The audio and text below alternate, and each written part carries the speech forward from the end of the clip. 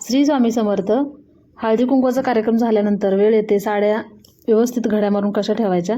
तर तुम्हाला सगळ्यांना माहीत असेलच, पण एक नवीन ट्रिक मला माहिती आहे, तर म्हटलं तुमच्यासोबत शेअर करावी. तर तुम्हाला ही ट्रिक्स माहीत असेल तर मला नक्की सांगा कमेंट करून.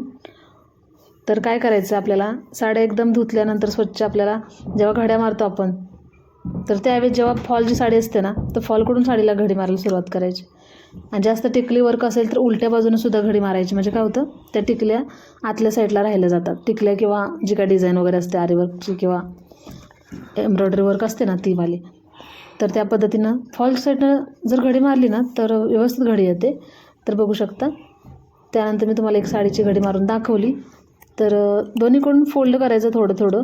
त्यानंतर जसं आपण बॉक्सला कसं पॅकिंग करतो, असा आतमध्ये त्याचा कवर टाकतो, सेम त्याच पद्धतीने आपल्याला बॉक्ससारखी साडी आणि ब्लाऊज एकत्र ठेवायचा कसा, तर ते या व्हिडिओमध्ये पाहतोय आपण. तर एक साडीची घडी मारून झालेली आहे, तर दुसरी तुम्हाला दाखवते म्हणजे लक्षात येईल तुमच्या.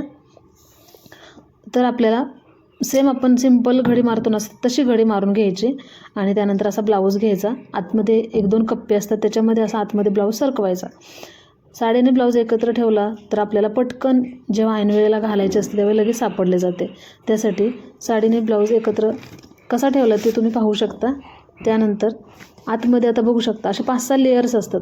त्या लेयर्समध्ये आपल्याला साडीची वरून जे 2 फोल्ड मारलेले असतात ना, तो एक फोल्ड याच्यामध्ये आतमध्ये घुसवायचा. म्हणजे काय होतं, आतमध्ये घुसवल्यानंतर आपली साडीची घडी एकदम पॅक बनतं. अगदी बॅगेतून किंवा कपाटातून जरी खाली पडली ना तर विस्कटणार नाही. या पद्धतीने साडीची घडी नक्की मारून पहा आणि मला कमेंट करून सांगा जर ही ट्रिक्स आवडली तर. तर बघू शकता दुसऱ्यासुद्धा साडीची मी घडी मारली. त्यानंतर ही सिल्क साडी आहे, तर ही तुम्हाला मी दाखवली सुरुवातीला.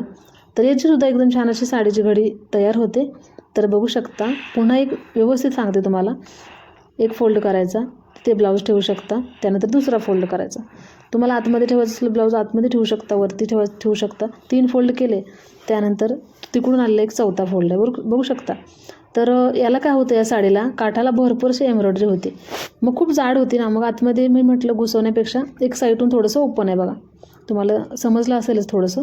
तर या पद्धतीने सुद्धा साडीची घडी मारू शकता. तर बघा, एक शेवटचीसुद्धा साडी आहे, ही सुद्धा सिल्कच आहे, तरी मी ती याच पद्धतीने ठेवली. त्यानंतर ही पण साडी बघा एकदम सोपी पद्धत आहे. 2-3 पद्धती तुम्हाला दाखवल्या, तर यातली कोणती पद्धत तुम्हाला आवडली आणि आवडली असेल तर लाईक करायला विसरू नका. आणि असे छान छान व्हिडिओ पाहण्यासाठी भेटूया पुढच्या व्हिडिओमध्ये.